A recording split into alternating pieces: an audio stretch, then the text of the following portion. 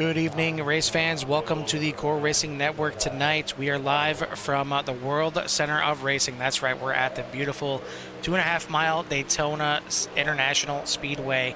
We're set for 55 laps of Core Xfinity Series racing here, brought to you by Elwood Designs. It's going to be some high-speed white knuckle and just holding on for dear life for, I think, a lot of these drivers. This is one where certainly there's quite a few drivers in the field looking forward to this, and then probably a lot of drivers dreading this race as well because they know it can make or break a really good points night here very, very quickly. I mean, you could go from first to last or possibly last to first on the last lap here at Daytona.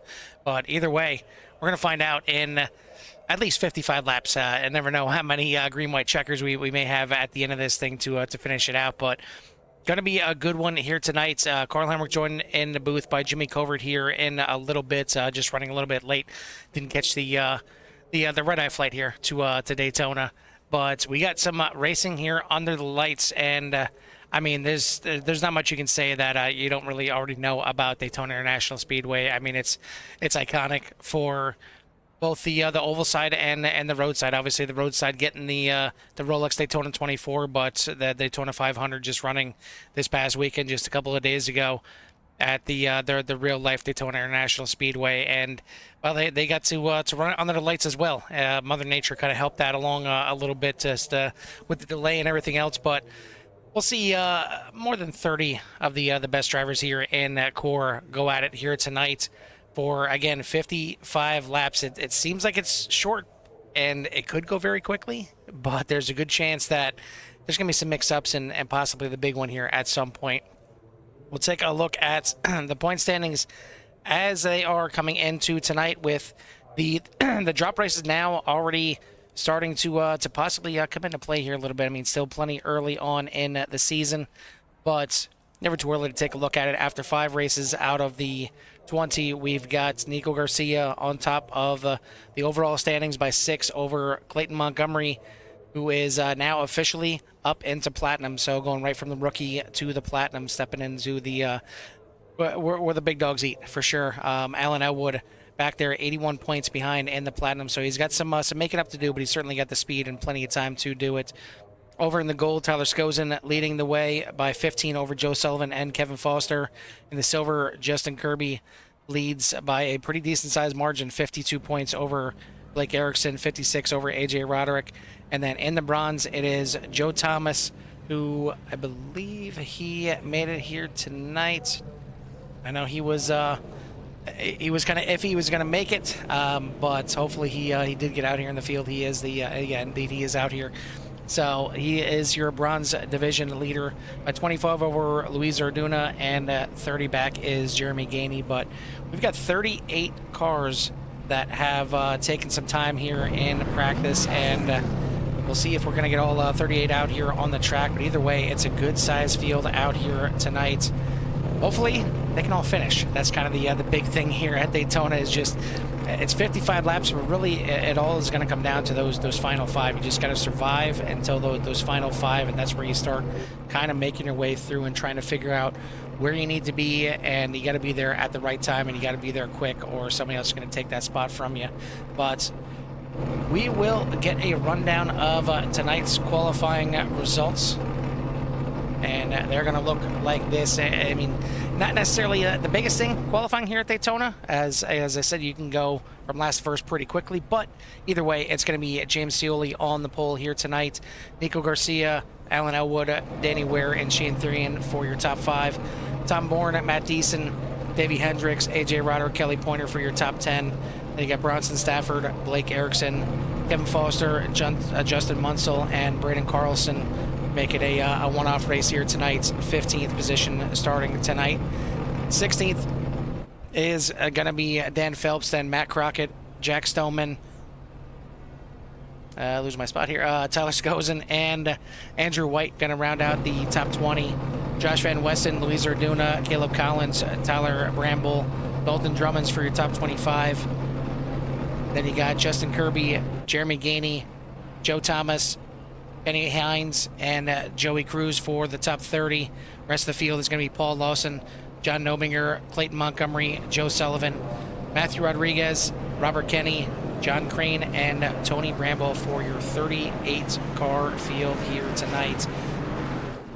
We get to see James Scioli back out here in action. He certainly started out on fire here in his core debut, but missed a few races here along the way, and obviously the drivers get those drop races that they can use, so certainly not going to hurt him too bad, and still plenty of time to get into his division and make a run at the playoffs before we get to the end of the regular season. But we're already back out here, already right back to the top spot on the pole. A little bit of gamesmanship within the team for EDE, as you see a lot of those cars painted the same. You got the 70 there of James Scioli on the pole, Alan Elwood, Danny Ware back there, and Shane Therian as well. But then you got Nico Garcia. I promise you, he is, at least as far as I know, still a part of EDE, and certainly repping the paint scheme there as well. His normal paint scheme. But everybody else decided to, I guess, shun him for tonight. So we'll see if they decide to work together or not here during the race. But either way, they're going to have to deal with him as he is up there on the outside front row with that 88 machine.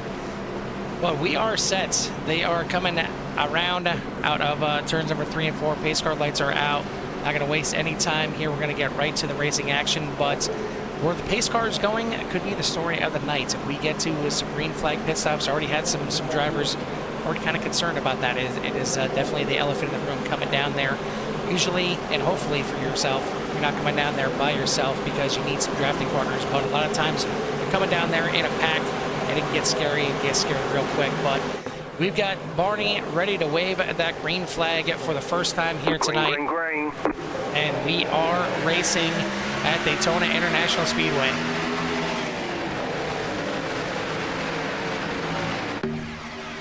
These cars seem like they're going extremely slow until they finally get up to speed. Usually takes a good lap to get out there. Looks like Justin Kirby starting from pit lane as he's just pulling out right now.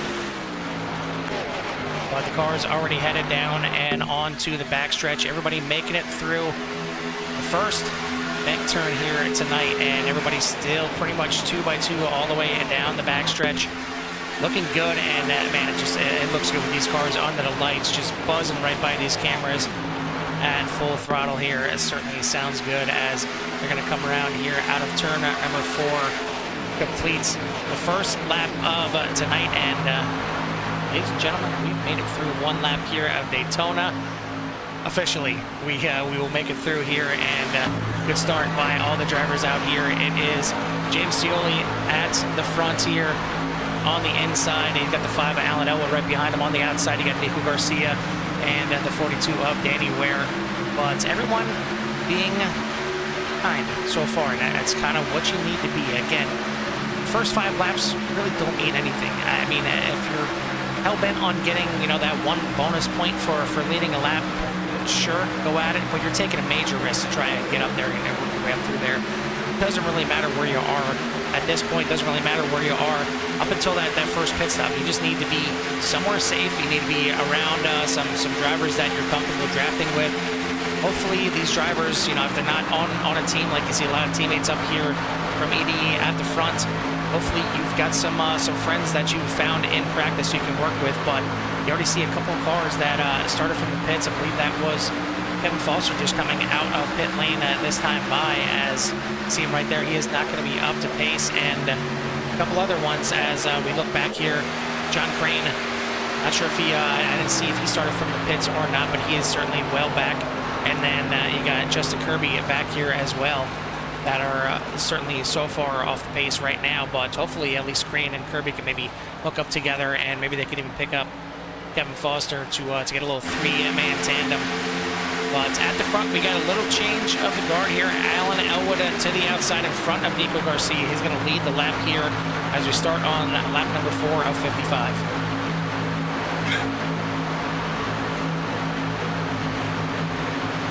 A couple cars just dipping a little bit below the apron there. Certainly don't want to do that too often. You can do it maybe on the straightaways, but you don't want to do it in the corners for sure. It's going to upset the car, and you're running too close to everybody else. That's when the big one kind of can happen, and big move there by Scioli as he just slides in front of Garcia to move back to the front on that outside. But that was a bit sketchy. I mean, Scioli certainly knows what he's doing, but luckily Nico was paying attention there because that got real close real quick. But so far so good, completing lap number 4 right now. And it is Elwood, Scioli, Therian, Garcia, and Beeson for your top 5. Ware, Bourne, Roderick, Hendricks, and Bronson Stafford going to round out your top 10.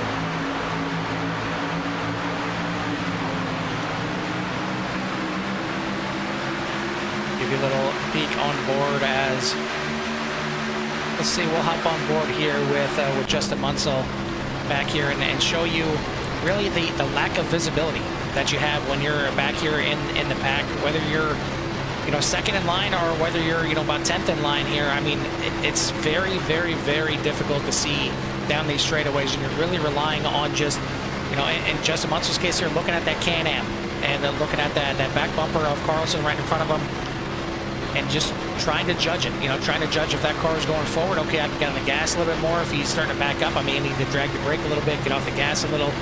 But you're completely relying on that guy in front because you can't see anything. I mean, you can't really see through the back windshield and through the front windshield there to even see the car in front. I mean, he's right here tucked in line.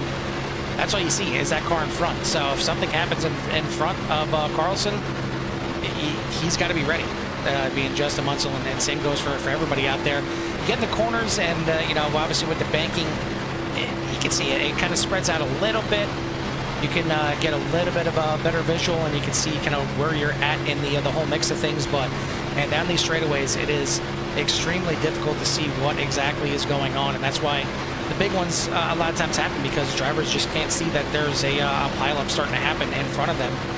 And that's why a lot of times you'll see guys drop down to the bottom and just drop to the back of the pack so they can just kind of hang off at the back and have a little bit more time to make a move one way or another to get out of the mix of things. And just right on cue right there, we see trying to get a look at who that is falling towards the back there. That was the 10 Matt Crockett. New paint scheme out here tonight. Green is the 03 up there into the wall. Looks like got it back under control, just slapping off there a little bit now, 3 wide. But it looks like everything is going to work itself out. You see the field just kind of spreading out here a little bit, but they're all still within drafting range, so it'll all close back up if they want to. I guess that is the more important thing. But at the front of the field, it's still 2x2, and you see him leading the way here, already on lap number 8 for tonight's race. And I want to thank once again the sponsor here of the series for the Elwood Designs Core Xfinity Series. And Alan doing a pretty good job right now in third, second in line right there. Scioli again back to the bottom as we look to the top there. It looks like Tom Bourne looking to take the 6 up to the top lane, maybe try and break up this team here a little bit. Doesn't have any help as of right now.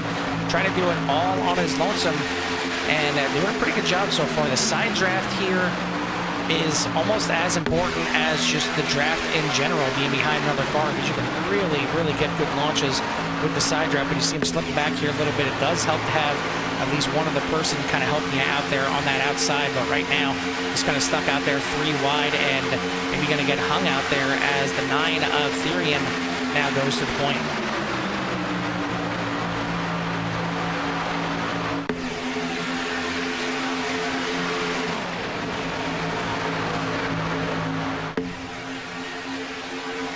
Thank everyone for tuning in here tonight. Hopefully we got a little clear broadcast here this evening, as worked diligently even a couple hours last night to try and tweak everything. New graphics card here should have a nice cleaner broadcast out here tonight, and hopefully it is, because these cars look absolutely beautiful, at least on my screen. Just how much they shine under these lights here at Daytona. And yeah, it sounds like the audio maybe even a little bit better too. So I know Kelly's out there watching. Kevin is going to need some help here to get back up in the mix of things, starting from the pits, maybe missing the start here, but still plenty of time here as we're looking to go 3 wide towards the front of the pack. That 06 of Tom Bourne just not content staying in line, whether he can get back in line or not, but may have a bit of a helper now as he's got Bronson Stafford behind him trying to push their way to the front. 3 wide now for the lead. You got Therian on the bottom, Nico Garcia in the middle, and then at the top, the 06 of Bourne was up there for a brief moment, but just getting a little bit better run through the corner was the lower line and that middle line.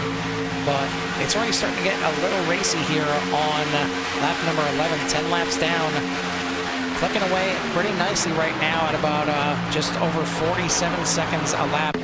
Gonna fall back to side by side as Stafford gets in the wall and falls back quite a bit here, and you see how quickly you fall back, but luckily he keeps it along the wall there and doesn't get anybody else up in the mix. It is Nico Garcia now at the points. Poor guy, just not getting the memo, I guess, and not getting the team paint scheme here tonight, but he's doing it whether he's got help or not. He's gonna get up there and at least lead that lap right here. Take a look at the back a little further in the pack and show you that Stafford now looks like he's picked up the second grouping here as a bit of a breakaway. The top 24 out there by themselves, and then you got the second group right here. Pick up a blinker there in the mix with the 40 there of Dalton Drummond's blinking just a little bit. Maybe that's why this group is kind of just a little bit off kilter right now and falling back off the pack here a little bit. They got to get tucked up together if they want to run this pack down, but maybe they're content just kind of hanging back here. Joey Cruz currently leading this second pack as the 40 looks like maybe it's cleaned up here a little bit. Just a quick little blink there on the Budweiser 40. Then we go a little bit further back in the pack and show you the drivers that started off the pace back here. You got John Crane that has now picked up Justin Kirby, and this is exactly what they needed. Kevin Foster was 2 laps down, should be able to get 1 back here, but we've got our first caution here at Daytona, trying to pick up exactly what happened. It might have been with that second pack that we were just watching, but actually could have been right up front here. The 06 Tom Bourne gets into the back of Nico Garcia. And that is a recipe for disaster with all these cars right up in the front here.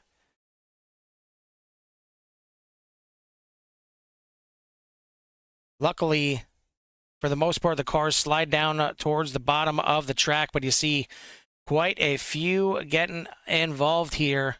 The 72 of Arduna coming down and hooking the 40 there of Drummond's, as well as about 10 other cars involved in this one way or another. And definitely some damage on a few of these cars. You see Carlson definitely got a banged-in rear there. And the 88 of Nico Garcia looking a little worse for wear on the front and the back of it. Take a look at that one more time. On board here with Dalton Drummond, as he was one of them that got spun out here after the fact. And you see again, you tuck in line here, you can't see anything. All of a sudden, it's a bunch of cars going sideways, and then he just gets clipped from the side right there. Luckily, it was kind of going into the corner, which actually might have helped him out a little bit, sliding through that grass here in that turns 3 and 4. But that is going to bring out our first caution of the night. Quite a few drivers involved in this one, and this is Daytona. This is a track where you need every fender pointing in the right direction. You can't mess around at all. You have to have every bit of aerodynamics working for you, and you have just one little bump like that. You don't want to use a fast spare this early, but you've got to get everything fixed up as best as possible. Looks like we got Kevin Foster at least got the lucky dog here, so he should be back to 1 lap down. We got quite a few that are showing 1 lap down. Clayton Montgomery, Robert Kenny, John Crane, Matthew Rodriguez. Looks like they're all showing a lap down, but I think that'll should work itself out here once SDK kind of catches up to everything. And I believe Foster should be 1 lap down here. Was that, yeah, he was too. So now 1 lap down, and coming into the pits, it should be open for him this time, so he shouldn't get any penalties for that. Just going to need one more caution to get back in the mix of this thing, but certainly not a bad timing there for the 8 to get back up there. And same thing for the 11 of John Crane, and you could say the same thing for the 43 of Justin Kirby, both starting, or at least I know Kirby started from pit lane. I believe the 11 did as well, so they'll get caught up to the field right now. But looks like Jeremy Gainey, he came through pit lane, but it looks like maybe he decided not to actually take any service. He's going to come back out, and he is going to be your leader out here. We'll see if he comes back in this time by, possibly. Maybe he just wanted to get a quick little lap lead, and we'll see if he comes in and gives the lead to James Scioli. Matt Deason, Alan Elwood, Tyler Skozen are going to round out your current top 5, and yeah, you see Gainey now coming in, so the top 5 is going to be rounded out by Justin Munsell in the 098. Looks like Kenny Hines kind of did the same thing as Jeremy Gainey. He's now going to come back in. Matt Caracca going to come in a second time here. And yeah, we're going to have the pace car lights out. We're going to go back to green flag racing here. 15 laps complete. Still have got 48 laps to go. Scioli, Deason, Elwood, Skozen, and Roderick for your top 5. Munsell, Ware, Pointer, Van Westen, and Nominger for your top 10.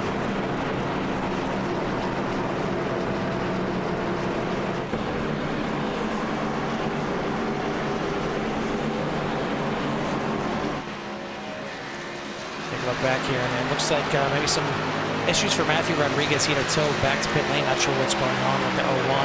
The 039, Tony Bramble, looks like he didn't take the green here tonight, so just have 37 cars out there tonight. Kevin Foster coming back in, getting some more service done on the 8. He'll catch back up to the field. He is still 1 lap down, so he's still going to get one more lucky dog, one more caution, one way or another, to get back onto this lead lap bar, or maybe he just does it the hard way, but it's pretty hard to do here at Daytona. Either way, he's still not out of it, still in the mix of this thing. But at the front, it's going to be your pole sitter, the 70 of Scioli. Tyler Skozen, the biggest winner from this pit cycle, as he is up 15 spots after starting back there in 19th. John Nominger up into the top 10 after starting in 32nd, so he's up 22 spots. Joe Sullivan back there in 13th, he's up 21 spots as well. So this thing certainly shook up quite a bit here with this caution, but we're going to get back going green this time by.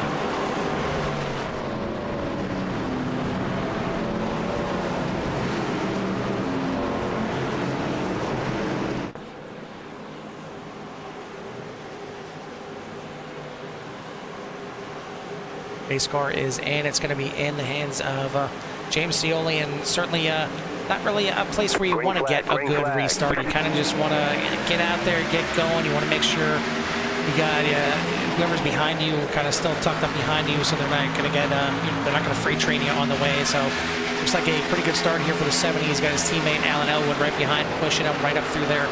Justin Munsell gets a good restart. He's going to slide up there into third. The 50 going to cut down. There's Matt Deason up there into 4th place. Single file for the first 4, but already Danny Ware in the 42 on the outside, and Munsell is going to jump out there and try to lead that second pack, but looks like he may have a little bit of help there. Looks like Skozen's coming up there, giving him a little shove going into the corner, 3 wide into turn 3. Danny Ware sliding back here a little bit. He's got his teammate there, AJ Roderick, but they're going to fall back in line and make it 2x2.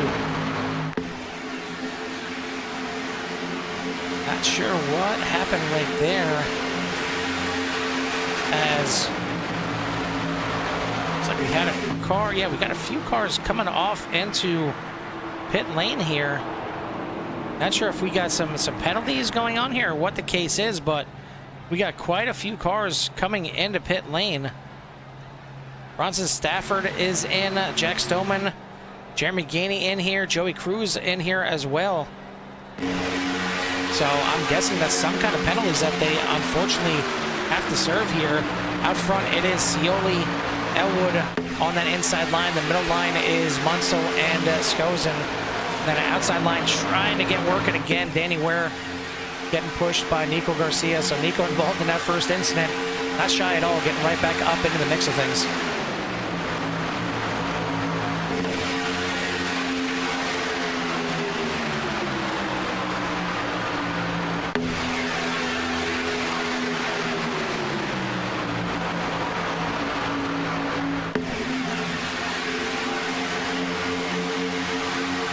Running so far, and looking at the pit lane times here, it looks like at least for Stoneman, 40-second pit time typically is going to be a penalty, but I'm not sure about Bronson Stafford and Jeremy Vianney, both of them in the 30-second range, so kind of strange what happened there, but I'm guessing it was something along the lines of pit road penalty. We got some blinking out at the front there. Matt Deason blinking out, and he's leading that second pack. Certainly don't want to be doing that too much. It looks like it's cleared up here a little bit, and it's a good thing because he's getting pushed to the front there by Munsell, as looks like we've got an incident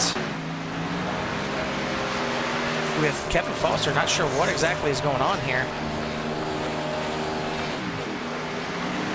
Trying to take a look and see what exactly happened here, as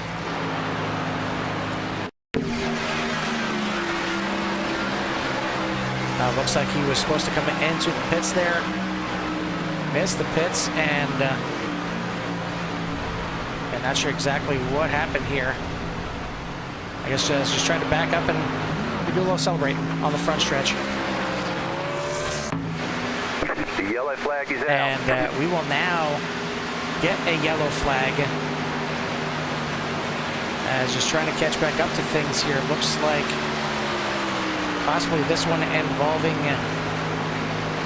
Dalton Drummond's again, and yeah, you see it right there already starting. We'll just bring it back here a little bit, and man, quite a bit going on here, as 7 already sideways and maybe even up a little bit further. So trying to take it back here a little bit further if it will let me.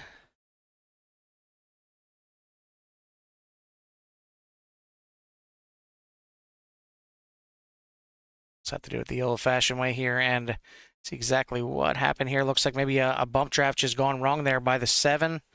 Some checking up there on the bottom, as it looks like 28 down there on the bottom maybe got drivers a little bit confused. And unfortunately, it ends up being in another incident here. Looks like the 7 getting away here a little bit. The 089 certainly not getting away in this one. And now the 7 does get turned there by the 20. And you see certainly some melee in the back as well. Not quite the big one. A little bit smaller than the last one, but going to bring us under another caution here at Daytona. Give a chance for these drivers to situate themselves again, maybe breathe a little bit again. But I mean, 2 cautions, not too bad for the first half of the race, but that's exactly where we are. We're almost at the halfway point already. So a lot of decent racing here to start off, but just a couple little mistakes. And I seen in practice, it seems like the front stretch, maybe because of the grandstands or what the case is, but it definitely is a little bit more taxing on systems, and net code certainly comes into play, and I've seen it in practice for sure that net code was a little bit more prevalent on that front stretch show. It looked like there was just a bump draft gone wrong there. I don't think it was necessarily net code, but it's going to bring us under another caution. We got about half the field coming in here, maybe just topping off on fuel for the second half of this race, but we are on lap 23 of 55, and it is James Scioli, Matt Deason, Alan Elwood, Justin Munsell, and Josh Van Westen for your top 5.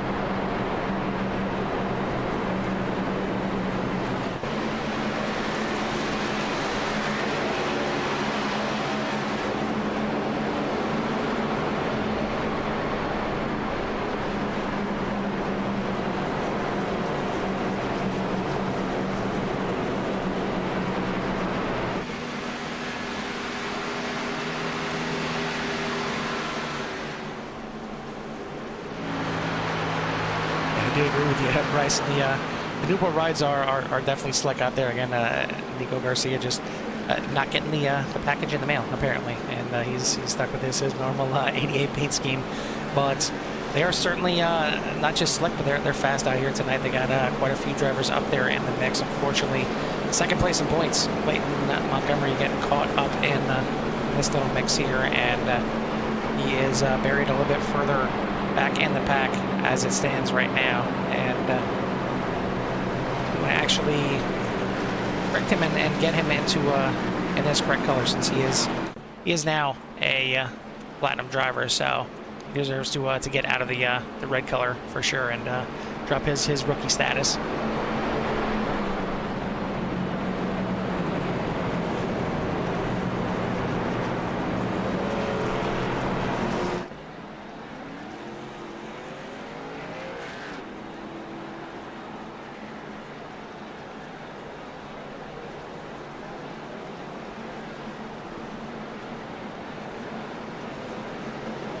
Should be getting the one to go this time by, as pace car lights are indeed off. And we'll get these drivers fired off one more time. Take a look back at the previous winners so far through the first 5 races. James Scioli taking the season opener at Kansas, and then Garcia coming back at Texas and winning race number 2. Alan Elwood winning back-to-back at Kern and at Homestead to keep the ED streak alive. But then last week it was an epic finish, as Brandon Mettler was able to just barely hold off Justin Kirby for the win on that one. Kirby coming through the field late with some fresh tires, and they were side by side at the line. And I mean, feel free to go back and watch at least the ending of well, I should say 2 weeks ago race at Iowa. It was certainly a good one to send us off into the break, the early season break there. I mean, it had to be an extra sticker on the front of the 15 of Mettler to get him the win, because it was absolutely very close at the end, and the official time was .012 for the victory at Iowa. But Mettler breaks up the domination that EDE showed here for the first 4 races, but looking pretty powerful here tonight. But it's Daytona, anything can happen, and still got a long way to go. Still got 31 laps to go here once we get to the line this time. But again, it is Scioli, Deason, Elwood, Munsell, and Van Westen for your top 5. Ware, Garcia, Thomas, Roderick, and White for your top 10, as pace car going to make that left-hand turn. It's going to be in the hands and control of the 70 of Scioli once again. He's got his teammates of Alan Elwood right behind him. And we are back to racing at Daytona.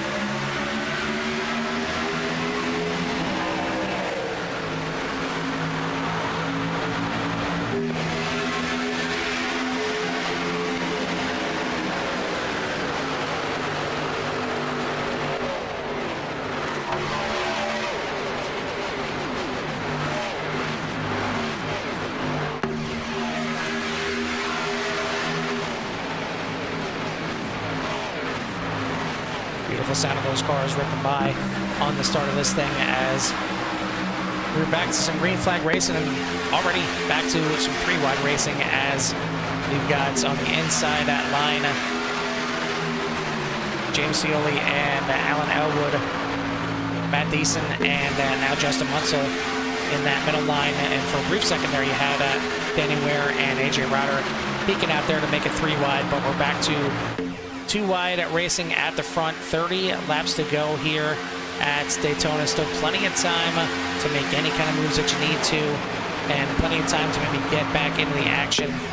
But it looks like a few cars back into pit lane here. Tom Bourne, Shane Thurian, Justin Kirby, all back into pit lane here. So I'm not sure if there's some more penalties or if they're just pitting off cycle here to try and make it all the way to the end, as we got a little jockeying for the lead here.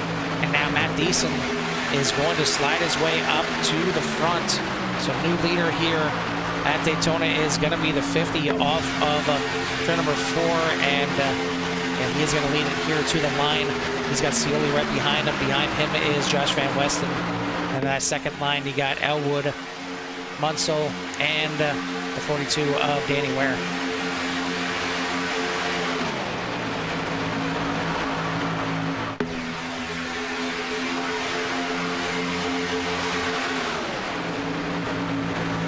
But we got a chance, and these drivers are back under full throttle here. We'll go ahead and change it over and give everyone out there in Sierra Nation a little love to hear it.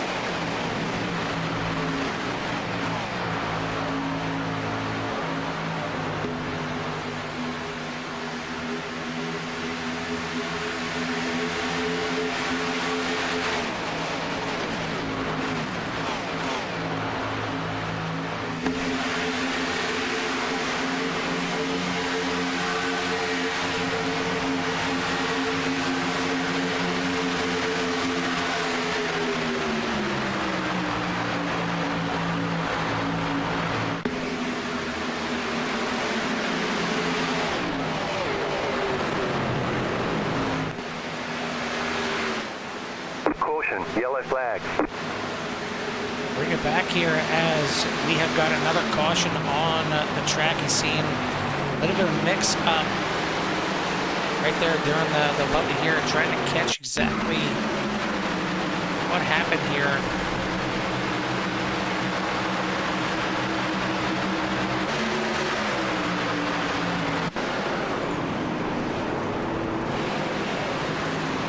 looks like possibly the 424 here. Paul Lawson involved.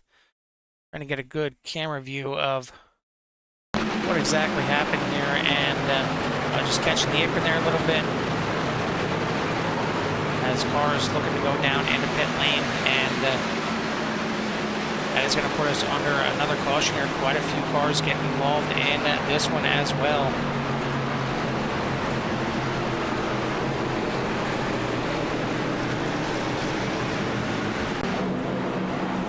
And right about when pit stops were starting to happen. So now the question is, does anybody get caught up there and get any kind of penalties? It seems like it's been the talk of the night here with some different penalties that the drivers are getting out here, and I've seen some cars just about ready to duck into pit lane, and not sure if they got into pit lane in time is the question before that caution flag came out, but I'm sure we'll see just about everybody coming down this time by, as this could very well be the last pit stop of the race for these drivers.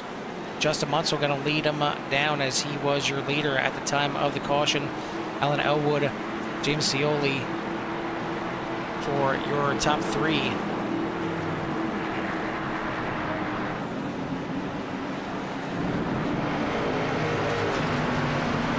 As it looks like, let's see who got the lucky dog there. It was, yeah, Matthew Rodriguez getting the lucky dog and get himself back on to lead lap. A couple drivers staying out there to get the wave around as well. Leading them out of pit lane is going to be Justin Munsell. He'll be your leader here once again, as we're going to be down under 20 laps when we get this thing back on the green.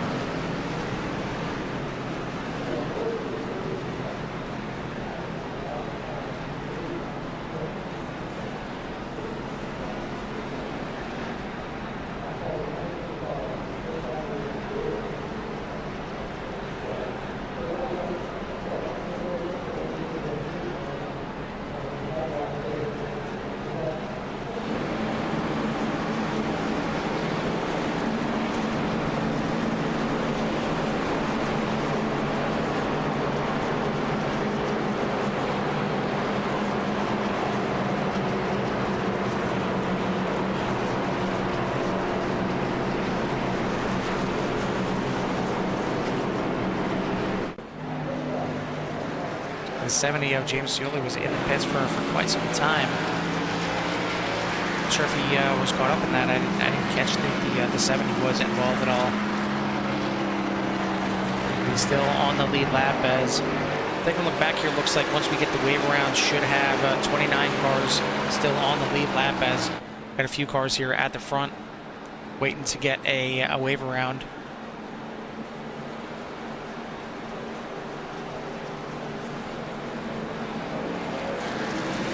So right now, as 43, the 06, and the 9 getting their wave rounds, and they will rejoin the field. It is going to be Justin Munsell, Alan Elwood, Tyler Scozen, Joe Thomas for your top four. So Joe Thomas was wondering if he was going to be able to make tonight's race. Well, he's made it, and he's in the top 5 right now. He's starting on the outside of the second row for this restart. Davey Hendricks is the highest we've seen, that 67 here tonight. Certainly part of the EDE team there, but he's kind of been the lone one that hasn't got up there and battled inside the top 5 until now. AJ Roderick on the outside. Then you got Caleb Collins, Bronson Stafford, Andrew White, and Kenny Hines for your top 10.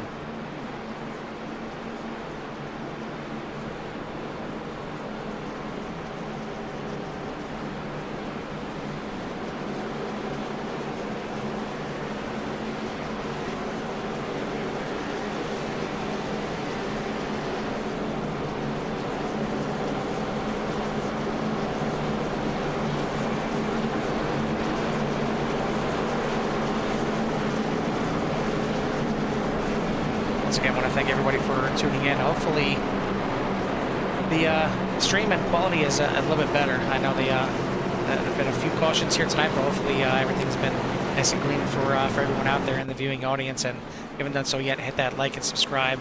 Get you in touch with everything that CRN has to offer. We still got a little bit to go here tonight for the Elwood Designs Core Xfinity Series, as we are down to 20 laps to go once we get the green flag. So it's not even necessarily go time just yet.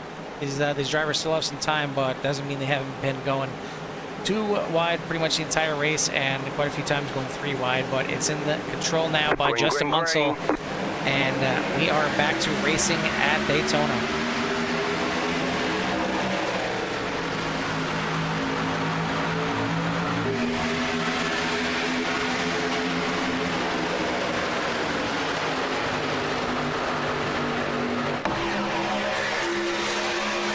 Justin Munsell gets a little help from Tyler Skozen. They will clear the 5, and Elwood's going to drop down to the bottom. Joe Thomas now leading at the outside lane charge, as he's got the 56 of AJ Roderick right behind him. But it's Justin Munsell out into the lead on that inside line. Tyler Skozen started back there in 19th position. He is up to 2nd. Munsell started back there in 14th. He's up to the lead. And then Joe Thomas started in 28th position. And he is now on the outside, just missing out on leading that lap. So, I mean, just goes to show you, it doesn't really matter necessarily where you qualify at Daytona. Of course, you'd like to qualify up front, maybe stay out in front of maybe some of those early wrecks if they end up happening. But ultimately, you can move your way up through the field, and see another driver back there moving his way up through the field. That is the 76 of Joe Sullivan, started back there in 34th, and he is now up into 6th position on that outside line as it's starting to shuffle around here. Joe Thomas did get to the front, but now Bronson Stafford drops down to the bottom, gets a little help there from Justin Munsell on the inside, and it's a drag race back to the line. Looks like Justin Munsell is going to be your leader this time by Joe Thomas, just getting snubbed once again on the outside line for leading a lap. But it seems like it's starting to get maybe a little bit racier up here at the front. Kenny Hines now joining the fray as well. He is up there in 5th place, 2nd in line on the outside.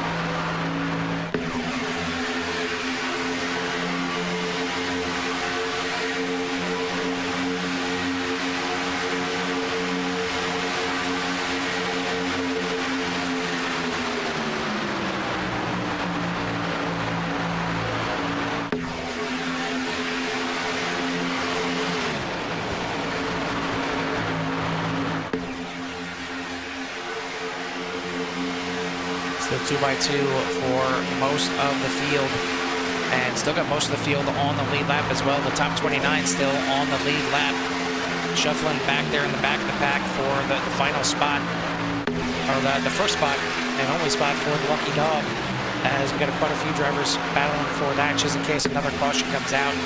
Very well could before this thing is over. It's been quite racy here tonight.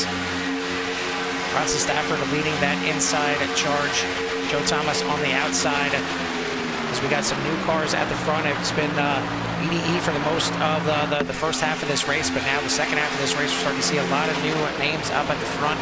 Bronson Stafford, Justin Munsell, Joe Thomas, Kenny Hines, Tyler Skozen for your top 5, and Sullivan, Roderick, Orduna, Elwood, and Hendricks for your top 10.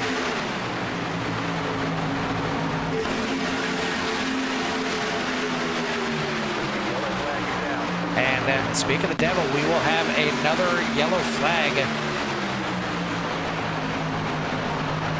Trying to see who is involved in this one, as it looks like Josh Van Weston a little bit slow here. We'll try and take a look back. Let's see what the cause was. Looks like the 85 getting caught up there a little bit, and it caused a bit of a melee, and I seen a little bit of neck cut right there as well, but a few more cars getting slapped around there, and going to bring us under another yellow flag here tonight.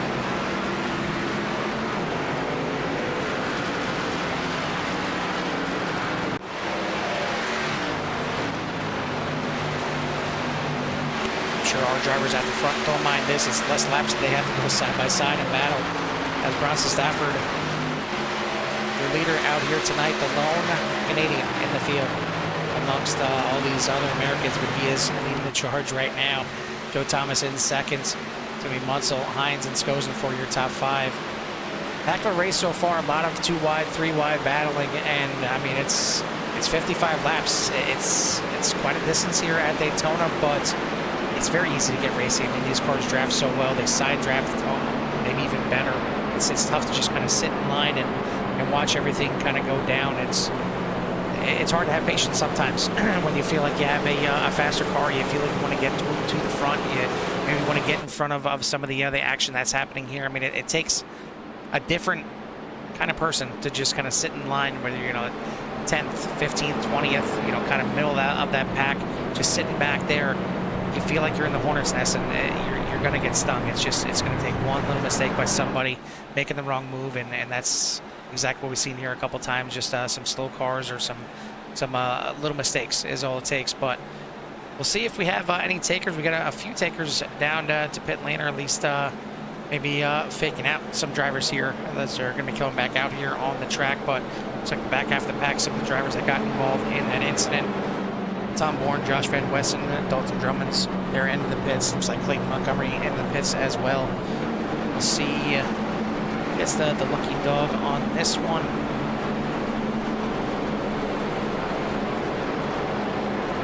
Not sure if they already possibly might have gotten it. Up there we go. It is going to be the 25 of Jack Stoneman. So Stoneman is going to be the one that was in the right spots when that caution came out, and he's going to come back around and join these drivers here on the lead lap. So it's going to be 30 cars on the lead lap, and time is now starting to tick down here. It's going to be close to 10 laps to go once we get this thing back under green.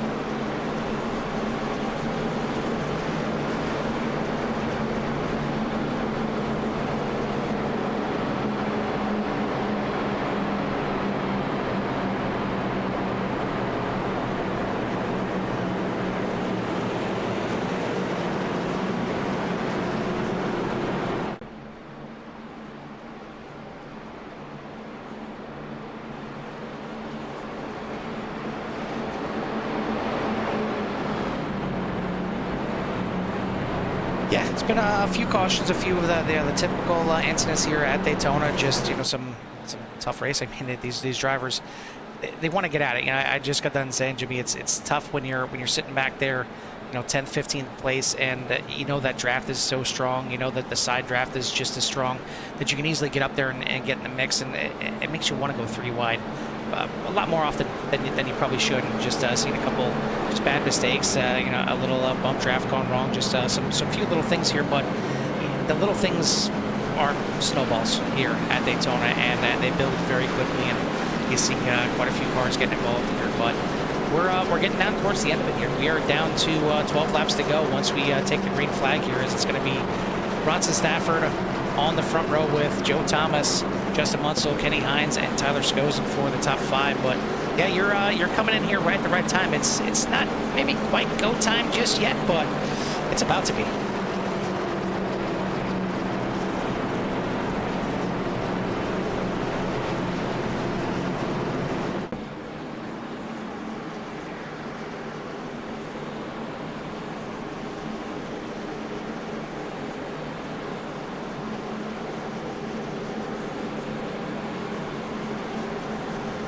I mean, if I could, I would. I know iRacing has rain now, but I don't think they allow you to put it there for the oval races. But I wouldn't mind throwing a curveball in here now and then, just to really mess with these guys. I mean, they do have road tires when they go to to these road races, and they can run in rain. So why not? Why not do a little oval race? Well, now let's be honest. Daytona at close to 200 miles an hour is tough enough with these cars 2-3 wide, but. Man, it's been interesting. We've seen quite a bit of shuffling, as we usually do here at Daytona. Got some guys up at the front. I mean, you take a look at the top 8 right now, and the driver that has the least amount of moves up from his previous spot is AJ Roderick. He's up 2, but In 8th place, Luis Arduna started, he's up 14 spots. Joe Sullivan's up 28 spots. Tyler Skosen up 14. Kenny Hines up 25. Justin Munsell up 10, actually 11. Joe Thomas up 26. Bronson Stafford up 10. It's anything happened in Daytona. It's been like that so far, but it's under control by Bronson Stafford. He's back on the loud pedal, and we are racing again.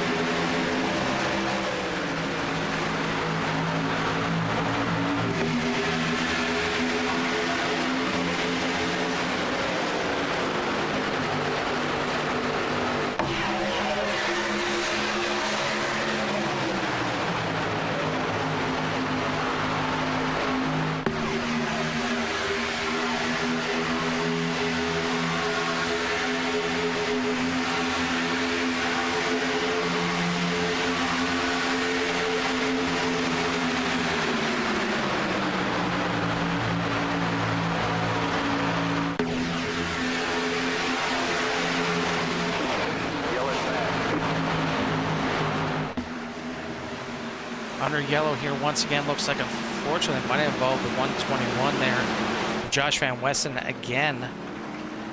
We'll see to what extent here. We'll try and take a look back and see what caused this one here. And I already see it right there. Starting with the 06. We'll try and take a look at it one more time. And already started there. And just some three-wide racing here on the front stretch. Actually, sorry, this was on the back stretch, and just got a little bit too close, a little bit too tight, as you had the excuse me, the 03 there of Andrew White on the inside, and not sure if he came up a little bit or if the 06 of Tom Bourne got pinched down there a little bit. The 40 of Dalton Drummond's on the outside, but I mean, this was quite a bit of a wild ride here for the 06. Sliding up there, tags the wall. Luckily, nobody else was coming through. It was a little bit further back in the pack, but Josh Van Westen getting involved in this one as well. Take a look and see what happened. After the fact, with the 121, you see everybody just trying to make some moves, get out the way. The 50 of Deason gets into the back of the 121. He gets into the 34. Looks like Gainey involved in that one as well. Pointer looks like maybe he just got checked up in time, but certainly riding the wall. And Justin Kirby, just another race with a 43. We've seen him quite a bit starting from the pits, got back in the lead lap, and it's kind of been a yo-yo for the 43 after he's had a lot of good races lately. He's got up to third overall in the points and moved up into the silver division, but it looks like he might have just snuck by this one here. But the back half of the field, most of them coming into the pits, most of them got a little bit of damage one way or another. Who's got fast repairs left is the question, and I don't think there's too many left, especially in the back half of this field.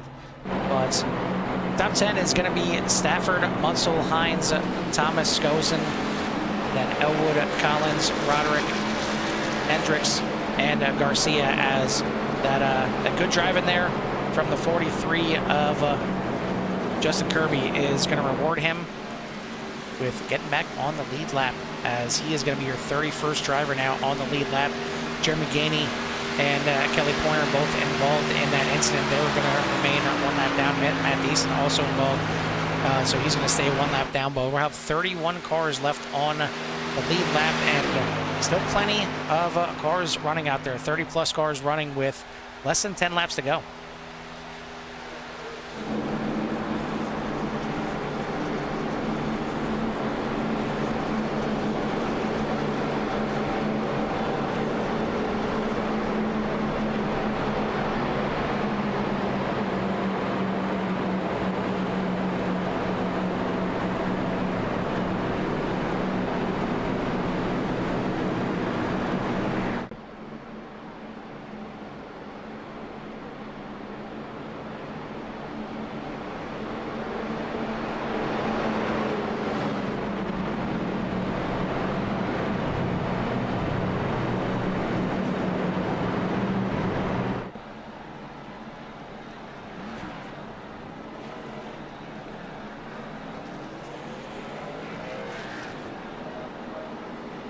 No, not at all. I mean, 31 cars in the lead lap, and all 31 plus are still in the mix of this thing, and that's why I said In the beginning, it's at least 55 laps here tonight. The scheduled distance is 55 laps, but green-white checkers could certainly stretch that out, and we'll see if we run into any of them. But we're going to get back to green flag racing here, and the first time tonight, we get our leader choosing the outside line. Ronson Stafford going to choose the outside line the way it looks here. I think that Justin Munsell is a little tentative to get up there, just making sure he's choosing that outside line, but it is going to be Stafford on the outside. He's got Thomas and Alan Elwood, the next two cars behind him. On the inside, it's going to be Justin Munsell.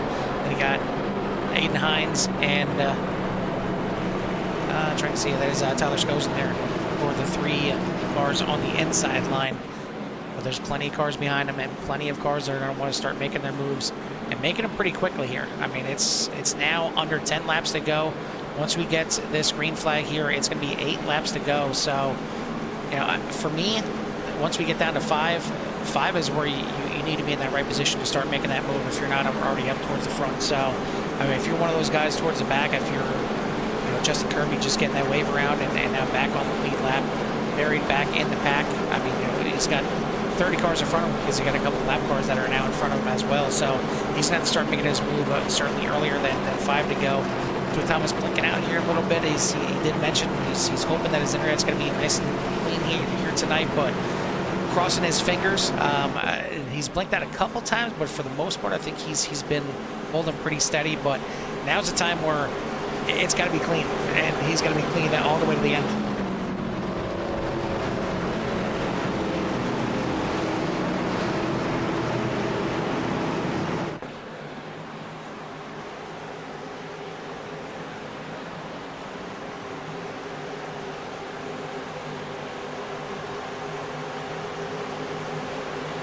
Green flag, green flag. He's going to get a good jump, and looks like Munsell is going to let him drop down in front. So a good start from the 61. He's going to drop down in front of the 98 of Munsell. There your front two. Aiden Hines right there in second. Actually in third, as a little bit of a mix-up there as Joe Thomas just not getting going. And the 72, yes, I haven't talked about Caleb Collins all night here tonight.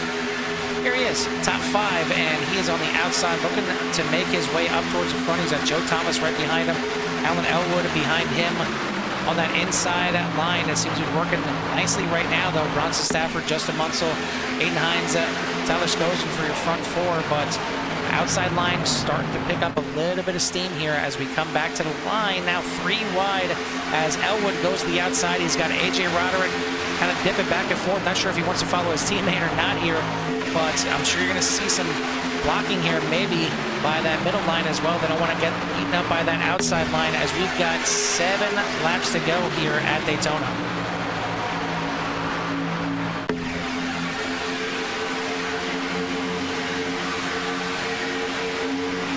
There you go. Caleb Collins goes to the outside to try and kill the momentum, or maybe just help get a little momentum for himself. And he's going to pull back down to the middle. I'm not sure he knows which line he wants to be in right now, but the inside line just holding steady and keeping Bronson Stafford in the lead for the time being. 6 laps to go now at the line. 3 by 3 by 3 going from 4th place on back.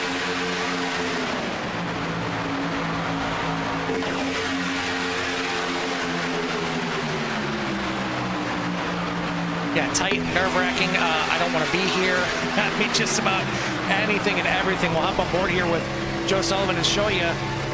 Yeah, I mean, I know some people that don't like going down the highway when you have some construction and you got what we call a cattle chute when it's, you know, guardrails on both sides. Well, how about doing that at 190 miles an hour? It's pretty much what they're doing right now. You got nowhere to move on the inside or the outside, but unfortunately, more often than not, the middle line is where you really want to be because you get double side draft and you can really work your way up through the field. But you see Caleb Collins doing everything he can to work both the middle and the outside line. But now Joe Thomas may have had enough of a run to get to the inside, and indeed, Joe Thomas now leading that middle line. But Bronson Stafford just loving this. Go ahead, you guys battle back there for 4th and 5th. I'm gonna go ahead and stay up here. Justin Munsell right there, still in second.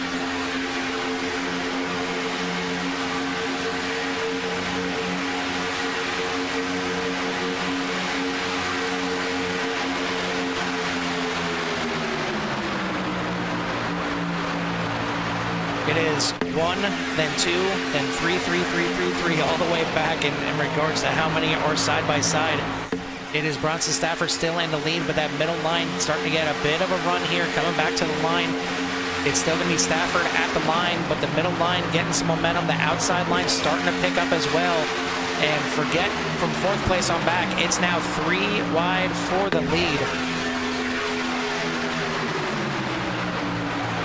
Dancing around, and luckily for Joe Thomas, that internet is holding out for now, knock on wood, as Stafford now is the one doing the blocking, goes up to the middle, as it looked like that might have been Gainey, as we got some movement here, we got some bumping and banging, somehow they save it for now, but now they don't. Big wreck here, and this is the big one here at Daytona, coming to 3 laps to go, and we've got a massive wreck here coming into turn number 3.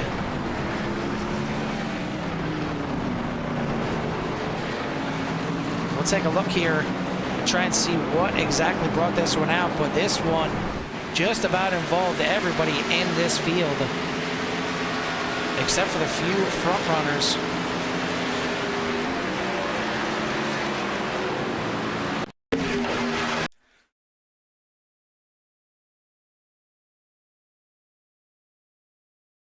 Yeah, right there.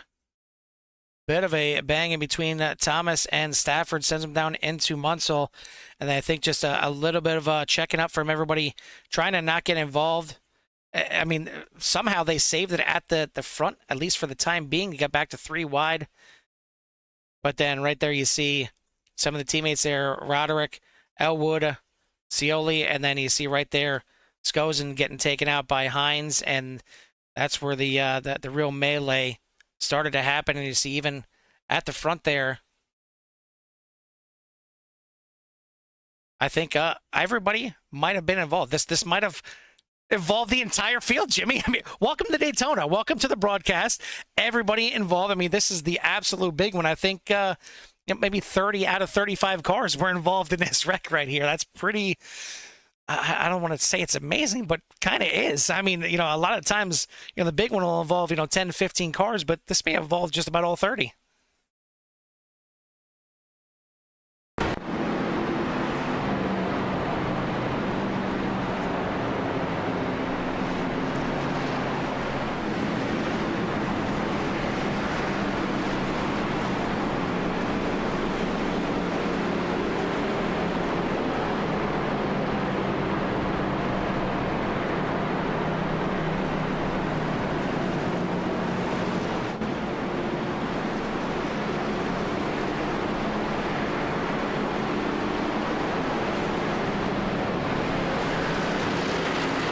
I mean, it's no hood, so it's a little bit later. It should let that engine breathe a little bit here. It should be good to go. I mean,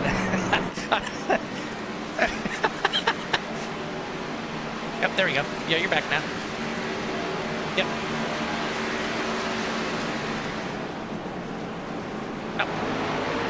Oh yeah, hold on. Now it's not working. I thought it was on my side. Can you hear me? I don't know how it would be much. Yeah, I know. Okay. There we go. There we go. Now we're good. Now we're good. That's it. Jimmy's back for the big one. Yeah. Maybe back for the first time. So I apologize for that, but it was good. It was good just talking to myself, apparently. Yeah. I was never here. Welcome to the broadcast, Jimmy. We just had the big one, in case you missed it. About 35 cars involved in that one, but man, Barry, I think you kind of hit the nail on the head. It wasn't the big one here at Daytona. This was the massive one.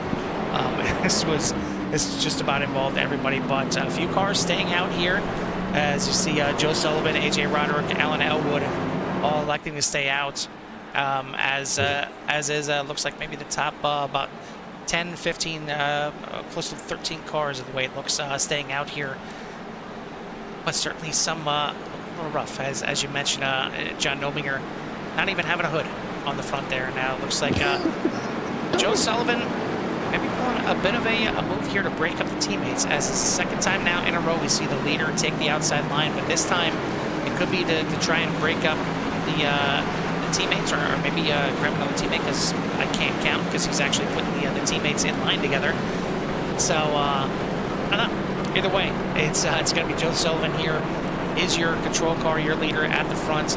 AJ Roderick, Alan Elwood, John Nominger, Jack Stoneman for your top 5. As we've seen Stoneman earlier down a lap and had to fight his way to get that lucky dog. He is back not only on the lead lap, but up into the top 5. So good comeback here for the 25. Clayton Montgomery, Dan Phelps, Matt Crockett, Tyler Bramble, Dalton Drummonds for your top 10. Again, it seems like every caution here, every restart, we're talking about some new names at the front, and now, better than ever, is when you want to be at the front. Forget 55 laps, Jimmy. It's time to do a little bit of overtime racing here, as we got a green-white checkered here at Daytona. Yeah, nothing like a few extra laps at Daytona. We know everybody loves Daytona, so why not a couple extra laps? Well, we still got to figure out who is going to win this thing, as we've got a gold driver up front, and man, we haven't really talked too much about the disappointment for the gold drivers this season. I mean, it's been unreal how rough it's been for gold drivers. I mean, you see, Kevin Foster not even be able to complete half the race here tonight. Joe Sullivan has kind of been up and down. He's showed some spark, and he's been up there in a lot of the races, but it's really the finishes. I mean, you look at a lot of the finishes here, the gold drivers, and they're getting beaten out by the silver and sometimes bronze drivers. But right now, gold driver leading the way here at the green-white checkered. You got 2 silver drivers with AJ Roderick and John Nominger up front, but then the 2 platinum drivers. Alan Elwood already got 2 wins on the season, looking to try and claw back into the platinum points race. Clayton Montgomery got banged around a couple times here tonight. He's 2nd place in points. It looked like he was going to have a rough finish here tonight. All of a sudden, he's back up there in 6th place. We are back to racing here at Daytona. It is a green-white checkered number 1 here, and we'll see if they can get this thing done. Already got some spinning at the back, and trying to see who that involved. It looked like it might have been, yeah, the 40 of Dalton Drummonds. We'll see if it was a slow start by the 40, of course, the worst camera view ever. The 43 there of Kirby goes to the inside, and looks like the 40 just tried to come down there, maybe a little bit too late. The 40 also missing a hood, and he goes for a bit of a spin here, just barely back up on the track. It looks like, yeah, everybody did make it through there. I thought the 06 might have gotten involved there, but we go from about 35 cars involved to just 1 this time, and we'll go back live and try to see if that actually ends the race or not. I'm trying to see if this was it was 2 green-white checkers tonight, if this was considered the first one, or if this will indeed end the race. But currently, we have AJ Roderick in the front, and one thing he was worried about tonight was green flag pit stops. We almost had one as we started having green flag pit stops, and then a caution came out right immediately and certainly caught some drivers off. So the 56 didn't have to worry about green flag pit stops here tonight, and could be a saving grace as he catches up to the iRacing pace car, and at the very least is going to be leading back to a green-white checkered here if this thing isn't already considered over. He's got Alan Elwood in 2nd, Joe Sullivan, Jack Stoneman, certainly good runs for them. Sullivan up 31 spots. Stoneman was down a lap. He is up 14 spots from his starting spot. About John Nominger, no hood, doesn't matter. He's still in the top 5, so he would love this thing to be over at this moment right here, and maybe doing a little bit of rain dance and hoping that maybe rains or anything comes in to end this thing. But I believe, if I'm not mistaken, we should have one more attempt at this green-white checker. Yeah, you see Marty up there still waving this yellow flag, so we'll have one more attempt to get this thing done under green, but certainly it's beyond go time at this point. You have to be aggressive, and unfortunately that's how a lot of these things end up ending, is just some late moves, some maybe poor decisions, or some aggressive moves, whatever the case is.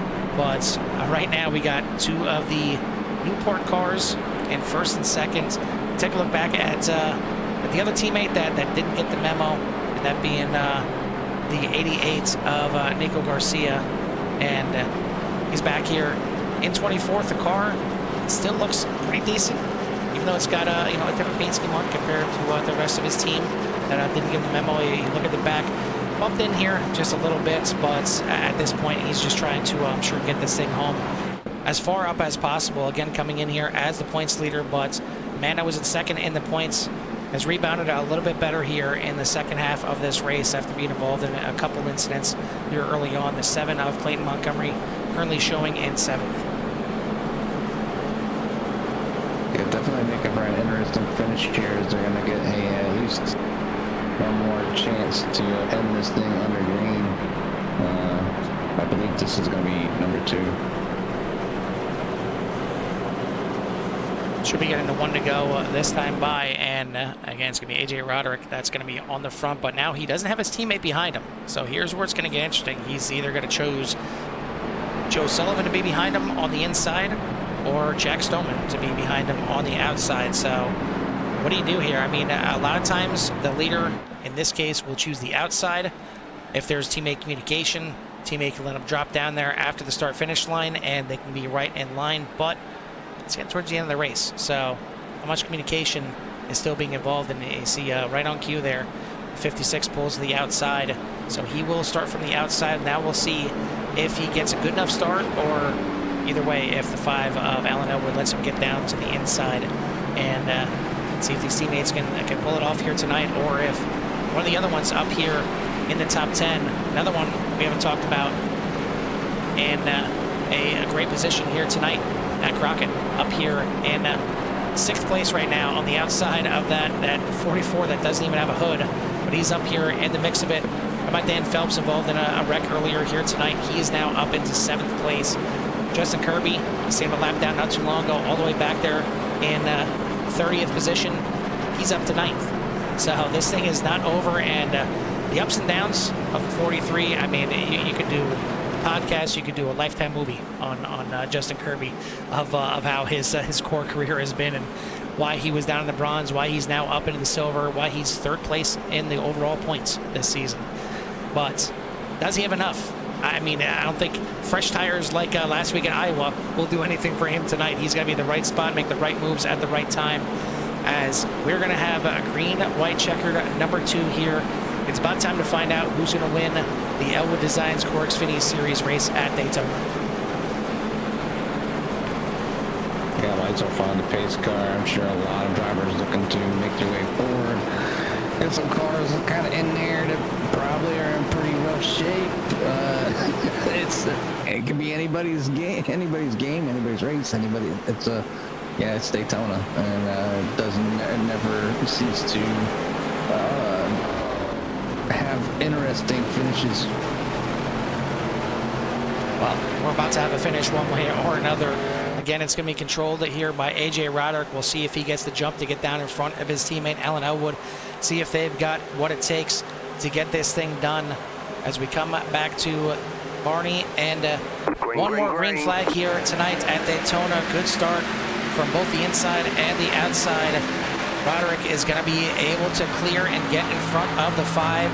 So Roderick and Elwood will now try and do what they can to get out there and get going. Looks like a bit of a slower start here in the second half of the pack, but already 3 wide, a bit of bumping as a 34 goes to the middle, and looks like they're going to survive this. 3 almost, maybe 4 wide. I'll look there for a second. But now Clayton Montgomery trying to get up here in the mix. He's behind. Trying to get on Nomier here as he goes through the grass. Trying to keep it off of the track and not involve anybody else. Is going to slide up there. Heck of a save and heck of a drive there by Joe Thomas as they'll come back now. White flag in the air. 1 more lap to go here at Daytona. Elwood leads him down into turn number 1. I'm sorry, Roderick leads Elwood into turn number 1. Sullivan there in 3rd. Now he's going to peek out, get in front of Jack Stoneman on the outside. Bronson Stafford trying to come back in the mix of this thing. Was 3 Elwood design cars, 1, 2, 3 right now. Can anybody match their speed? Can anybody get enough side draft to get up there? Joe Sullivan's certainly trying to do so on that second line. They're lined up here, trying to get a little bit of side draft through the corner. Jack Stoneman pushing Joe Sullivan, but he's just getting a little bit too much wiggle, not getting enough of a run. Is anybody going to jump out of line and try and take it from A.J. Roderick? Not tonight. It is the 56 of A.J. Roderick getting it done here at Daytona. Second place is going to go to Alan Elwood. Third to Clayton Montgomery. Joe Sullivan, Matt Crockett rounding out your top 5. Stoneman going to be back there in 6th. Bramble, Scioli, Kirby, and Stafford for your top 10. Heck of a run back to the line there. Heck of a save by the 44 of wait for it. 44 of John Nominger, and sliding up in front of I believe that was Joe Thomas there at the end. That was a little scary. And I thought we might have had a caution in this thing after all, but how about the 56 AJ Roderick? It's, man, all we have to do is have some caution-filled races. He doesn't have to worry about the stresses of pitting under green and getting pit road penalties and things like that. Look at that. We get to talk to the boy again. Yeah, I mean, and he gets the win over all his teammates. He had some help, but I think it was the move as far as the team goes, and kind of just stay in line, keep it green, keep it to the finish here, as they're all kind of bearing it up, as it looks like a few of his teammates, somebody's missing a hood with the 42. But definitely congratulations to AJ here as he gets to win the big one here at Daytona. Heck of a run and heck of a finish, and a great job here by all these drivers here in the last restart. Certainly a little bit of a bump, and John Nominger went for a bit of a ride, but he did finish that thing without a hood. So give it to him for that. But it is AJ Roderick, the man on top of the boards here tonight. As either way, I mean, we still had quite a few drivers out here finish the race, let alone finish on the lead lap, as it looks like we had, I believe, at least 30 cars. Yeah, it looks like 30 cars on the lead lap to finish this thing. So good on these drivers to get in the mix. I know the caution certainly help keep guys on the lead lap, but you still got to finish, and to have this many guys just finish the race is well enough here at Daytona. But Jimmy, why don't you give us a final rundown of tonight's finishing order? Yeah, tonight's finishing order is going to be as follows. You got AJ Roderick, followed with Alan Elwood and Clayton Montgomery for your top 3. Then you have Joe Sullivan, Matt Crockett, Jack Stoneman, Tyler Bramble, James Scioli, Justin Kirby will finish there in 9. Bronson Stafford will be for your top 10. Then you have Caleb Collins, Justin Munsell, Tyler Skozen, Blake Erickson, Davey Hendricks, Andrew White, Dan Phelps, John Crane, Matthew Rodriguez, and Matt Deason there for your top 20, and Robert Kenny, Josh Van Weston, Luis Orduna, Nico Garcia, Tom Bourne, Dayton Drummonds, Danny Ware, John Nobinger, Braden Carlson, and Kelly Pointer round out your top 30. Then you have Joe Thomas, Shane Thurian, Aiden Hines, Paul Lawson, Kevin Foster, Joey Cruz, and Tony Bramble for 38 drivers out here tonight. We'll get these drivers up here for their interviews in just a moment here, but while we have some time, want to send a shout out and a thanks once again to the series sponsor here, being Elwood Designs, and they have been making custom liveries for the iRacing community since 2012. Specializing in the NASCAR class of vehicles, they can offer designs on various other options within the service. If you're looking to make your own livery but don't have the time to make your own base design, you can purchase Elwood Design bases at simwrapmarket.com. You can find Elwood Designs online on Facebook or X. Jimmy, you got in here, I think, just in time. It was quite a bit going on here. I mean, we didn't hear you talk through the big one here, but you certainly at least got to see it, and then quite a bit of craziness here to finish out as Daytona a lot of the times puts on. Yeah, I've seen so many races at Daytona, Carl. They all seem to kind of blend together. Obviously good racing throughout, and then obviously somewhere down the line, normally, the big one happens, and the big one here happening kind of late, taking out a lot of drivers and a lot of drivers that were running up front when I came in here. So obviously you'd hate to see it, but. You definitely don't want to be part of it, and that it sucks. You're out here, and these drivers, they try their best, and it's just so hard. You're running 200 miles an hour. You're feet apart, inches in some cases, and virtually. So it's definitely hard, and I know a lot of people's equipment kind of comes into play. The frames, like frame rates and stuff on their computers, because Daytona is one of those tracks that's demanding on your PC, so you could drop out or you could blink, causing somebody not to see you, and then next thing a big old net code happens. So there's a lot of things that can go on, and that's how that big one usually happens.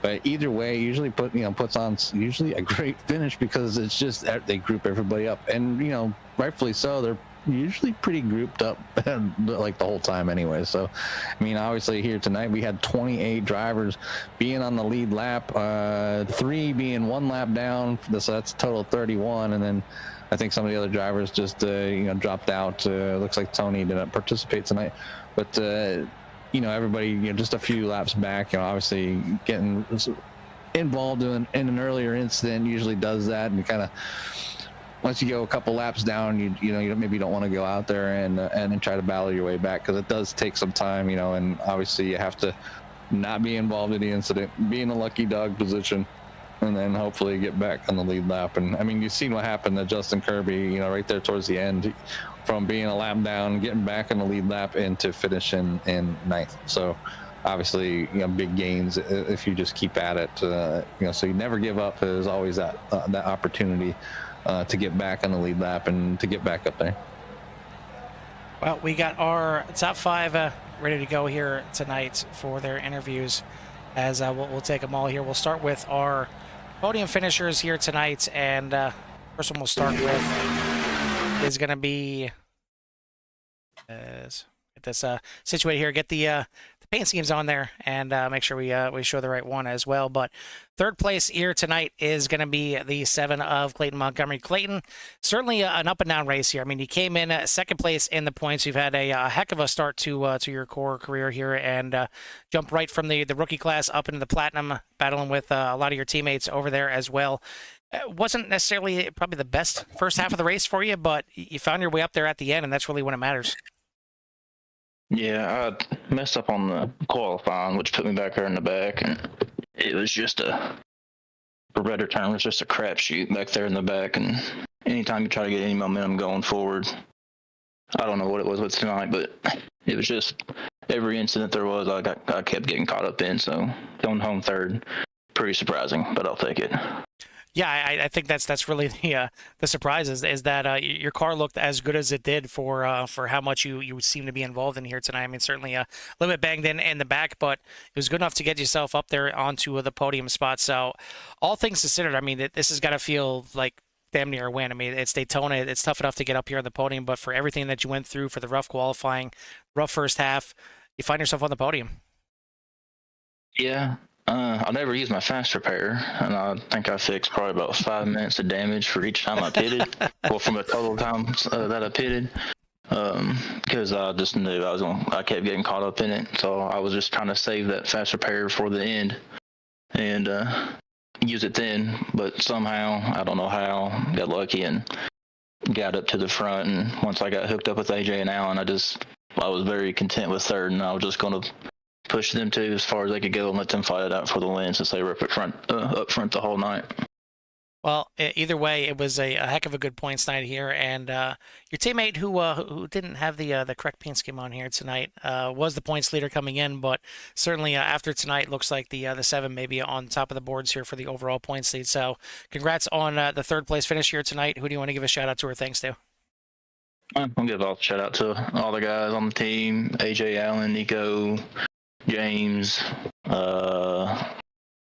Shane, I'm probably missing one or two, but them, Simrat Market, Roderick Racing Development, VRS, and Newport for coming on this week. So, All right, buddy. Well, congrats again on the podium.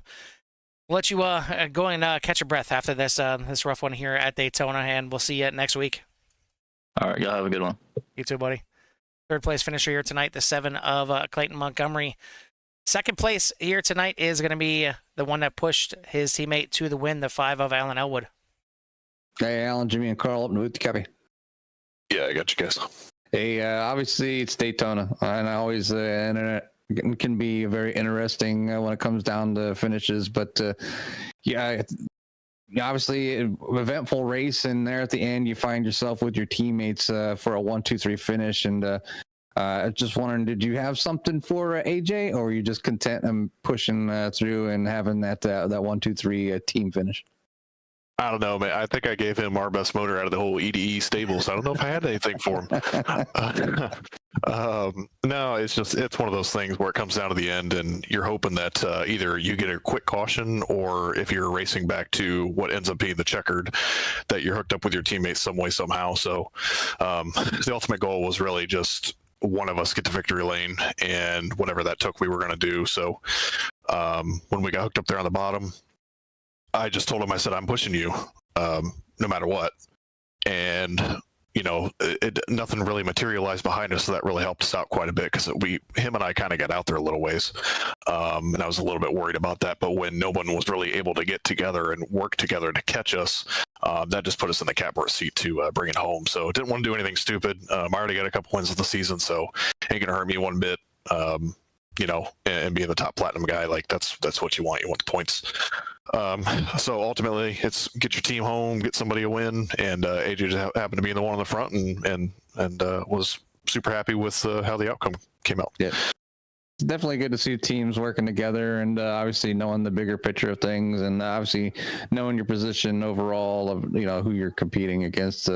Obviously a bonus. And Daytona's always, they say it was a crapshoot. Anything can happen. There was that outside, or that middle line was trying to form up there just a little bit, but they got a little wiggle and a little loose from the pusher, so they didn't quite collect it enough to get back up there to your side, to you guys' side, and kind of maybe battle for those top positions. But either way, you guys did get together and in a good way, and pushed each other and helped each other out, and made sure that your team was there for the finish. So just want to say congratulations on tonight's finish, and give you a little bit of time for any shouts you might have on that number 5. Yeah, I appreciate it. First off, just want to thank with AJ winning tonight, Roderick Racing Development. AJ not only helps here, with our iRacing stuff, but part of his team now on the karting side of things. He helps me out a lot. He's a super helpful driver coach. So if you're looking for getting your kiddo, or you need some tips yourself, getting into karting, or you're in karting just kind of struggling, AJ knows the ins and outs basically of all karting stuff. So look no further than that guy to get some tips and help. So congrats to him on the win tonight. Also Simrat Market, obviously, VRS, they just came on board. Really excited for that partnership. Some details are going to come out on our socials about that here soon once we have everything shaken out. So also want to thank, obviously, that we had Newport on the car tonight. So Newport's, what more can you say? Nothing else needed there. And also, yeah. So no, it's a fun little thing tonight within the team. So I'm sure we probably had you guys confused maybe a time or two of who's where on track. So sorry about that. No, if you got them. Exactly, bingo. But no, and of course everybody here in the league, you guys here in the booth, putting on a good show for the fans, everybody home, and yeah, just it was a pretty good race tonight, and happy with the outcome.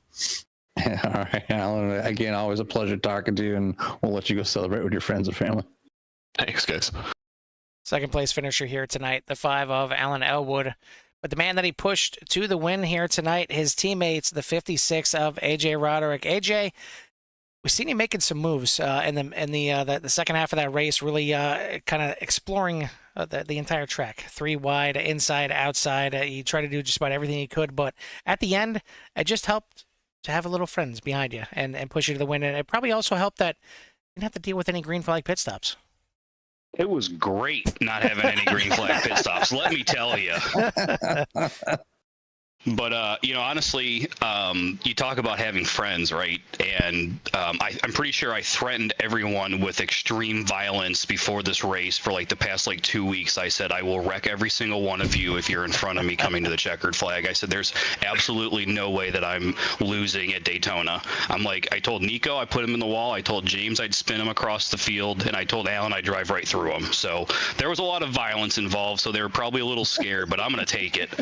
Well, I mean, we should have hopped on board with the 5 there coming to the line, but you could clearly see the fear, through the windshield there of Elwood not wanting to pull out from behind you there and then just push you to the win. So clearly the pep talk worked out, got you the win here. But man, it was not easy. There was certainly some caution that just about involved everybody. I think the big one here tonight may have involved 30 cars. So I mean, it's Daytona, it happens. But talk me through the night here.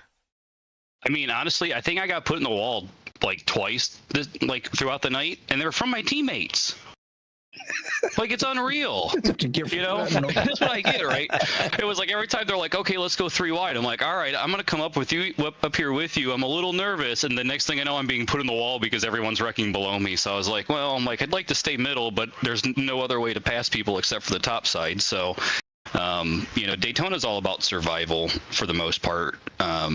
It's tough. I think this is probably the first Daytona core race I've actually finished, or maybe the second. It's just usually does not end well for me. No, I mean, ultimately, I know a lot of probably about 10, 15 drivers look forward to races like Daytona or Talladega because it's their chance to really get up there and have a good finish. But it can a lot of times turn into something like a short track. It could turn into a bit of a crap show because there's so many cars just stacked on top of each other. One wrong move by one person can take out 10, 15 or 30 cars like it did here tonight. But yeah, it's tough, and it's tough to predict. I get the want to do it. I get the want to race them, but leagues that decide to just do just do these restrictor plate races, I couldn't do it. I couldn't watch it. I couldn't broadcast it. It really is. Well, either way, you survive. You survive, and you're the highest finishing survivor here, and the best one on the team. So I mean, let's just put it that way. I mean, can you clip that for me where you just said I was the best one on the team, so I can send it to everybody else on the team? I will say it again. You were the best one on the team because we didn't have any green flag pit stops. You got the win here tonight. Yes, because there were no green flag pit stops. I'm the best racer on the team, not the best pit stopper on the team. Yes, exactly. You racked up the win here tonight. Congrats on that. I mean, it's been a long time coming. You certainly have shown speed at plenty of different places, but just seems like things didn't go your way at the right time. Tonight they did. You got yourself up there. The green white checker, the second one came out at the right time. You were in the lead. You had some friends behind you that didn't want to pass you because of your pep talk. So so it actually absolutely worked out for the best here tonight. So congrats on the win. Who do you want to give a shout out to or thanks to? Obviously, need to thank my teammates, and then secondly, really need to thank Newport. I mean, if it weren't for them, there's no way that we could have had all of these cars wrapped within the last 24 hours. Well, all of them except for Nico's, right? Exactly. But I need to thank Simrat Market, Elwood Designs. Not really going to thank my own company, but and then thank VRS who just came on board with us. So we're really looking forward to this new partnership, hoping to do a lot more open races with their setups and whatnot. But overall, I just need to thank the teammates. They were killer tonight. When Alan got behind me, he goes, "Don't look in your mirror. I'll tell you where to go."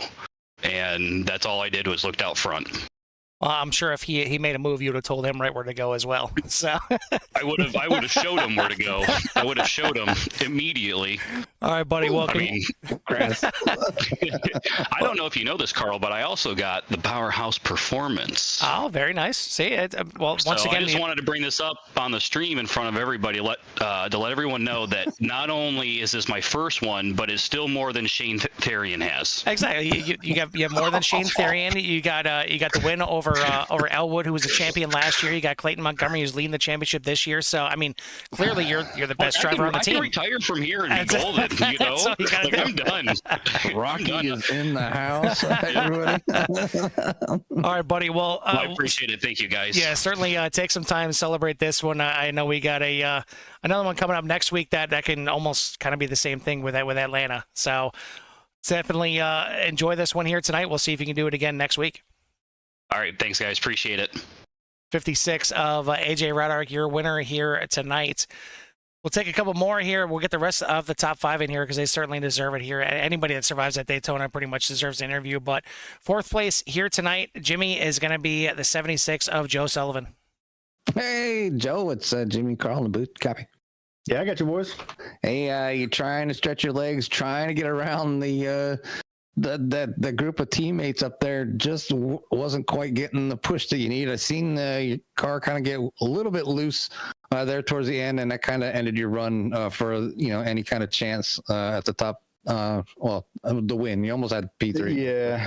Yeah, we had the lead there, and I knew I had front end damage. I just didn't realize how bad it was. I mean, when you get a little bit of damage out and you're out front, it just slows you down so much. But had to keep the track position, and that one restart, I had John behind me, but then I didn't realize John didn't even have a front clip, so that was a bad choice on my part. But we still had a chance there at the end, and I don't think we could have won it with that front end damage, but I'll take a P4. Yeah, either way, I mean, you survived and you get in that top 5. Daytona is can always be a crazy place, and it just shows tonight you guys had that one wreck there late in the race, and Carl's talking about it. We think about 30 cars are involved. Yeah, that one was right at the start of at the front of the field, so I'm sure everybody was in it. That's where I got that little bit of damage, but we just hung in the back there for the first part of the race, and then got track position halfway through, and just took advantage of it at that point. And then all you can ask for at these plate tracks is have a chance at the end, and we had that, and just fell off a little short. Yeah, either way, you still get a top 5. It's a decent showing. So just wanted to give you a shout out, and say congratulations, 1 on the finish, and 2 for surviving, and give you a little time for any shouts you may have in that car. Yeah, appreciate it. Just thank you to my wife and kids for letting me race here tonight, and giving me some internet. My internet's been kind of shoddy here lately, so we made it through this race though. So thank you to them, and thank everybody out there watching on CRN. All my fans out there, and Jack Pike, my mom and dad, my sister Megan, all them, and shout out to you guys up in the booth. Can't wait to go back and watch this one for sure. I'm sure it was probably a little long one, but I'm sure it was pretty exciting. We were 3 wide there for several laps, and I know I was sweating bullets, so I'm sure it was pretty nice up there. Yeah, it's always a treat to watch the drivers out there compete and do the best they can. So again, congratulations on that finish, and we'll let you go celebrate. All right, appreciate it. Is your 4th place finisher here tonight. Top gold driver, and I'll say it again, gold driver. We had 2 gold drivers actually make the top 10 here tonight. How about that? As Jack Stoneman coming home in 6th place, but the second finishing silver place driver certainly deserves his due, as well as he had a heck of a race here tonight, and that's going to be the 10 of Matt Crock. And Matt, your son just couldn't get that top 5 done last night, but Daddy had to hop in the car tonight and get a top 5. And how good does it feel to still be on top in the family house? Good for now. He's still learning how to draft for Charlotte, so we'll see how that goes. Well, talk me through the race. It seemed like you were kind of just hanging back like you typically do here at these plate tracks, and just trying to avoid the incidents. But it was not easy here tonight, as we had a couple big ones, and arguably the massive one in the ending stages of this race that I think took out about 30 cars in the process. So what was it like out there, and how comfortable were you at the end? I know there was a lot of 3 wide racing right there at the end. It was chaos. So for me, at least, that's just who I am. I like to drive clean, so I was just looking for holes, looking where I can go, and it was sketchy and scary until, I saved enough fuel throughout the whole race to not have to pit again. So was able to stay out and get ahead of, seemed like the chaos. Yeah, it's what Daytona can be sometimes. It's like I mentioned earlier. It can sometimes be like a short track. There's just so many cars on top of each other. one wrong move by somebody and it takes out possibly the entire field. But you find yourself up there towards the front at the end. Do you feel like, some moves possibly could have got you up there on the podium? You feel like you could have had a better finish, or are you just happy to survive and get yourself a top 5 here tonight? I knew as soon as I'd shot off from that restart, I don't know if I was sleeping or what, or not paying attention, but it just didn't go. And I knew John, obviously, was missing a quarter car. So I got around him, and I knew that 7 car was coming up fast. So honestly, I was trying to get him to push me, and then he got around me, and I was thinking about jumping up with the 25, but 2 cars compared to 3 to 4 is a lot better. So I kind of just stayed down low, kind of left out to drive with the 76, having that nose damage, kind of slowed them down a little bit. So I just kind of stuck it where I needed to. And if the 7 went up a little bit, I was going to stick my nose in between him and the yellow line if needed. Well, I mean, either way, you get home, you survive. It's quite a lot of cars survived here, even though there was a bunch of mix-ups. Really wasn't too bad as far as loss of car count here tonight, as there's still 30 plus cars to finish this race. But you finish up there in the top 5. I mean, what is it finishing in the top 5 at Daytona? Is it breathing a sigh of relief and we can move on? Is it kind of a calculated risk to get up there and battle for that top 5 and just move on to the next race? I mean, next week at Atlanta could very well be the same. Yeah, Atlanta's going to be a lot of this, but sketchier extremely if these guys show up that really aren't racing all season.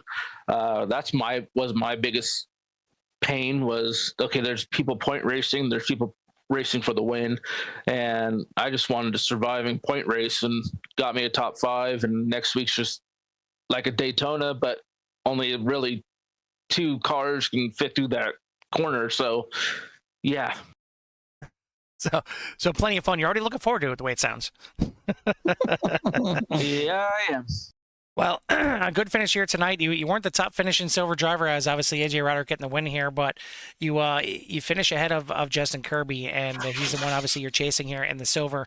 Got a pretty decent lead coming in now, and going to be tough to run him down. Are you just kind of content for the time being, running as well as you are, and just trying to make your way to the playoffs and see what comes at the end? Yeah, just kind of run it as is and get into the playoffs and go point racing, not so much for wins. Go for clean races, go for points, go for lead laps when I can, and take it to the playoffs, and who knows from there.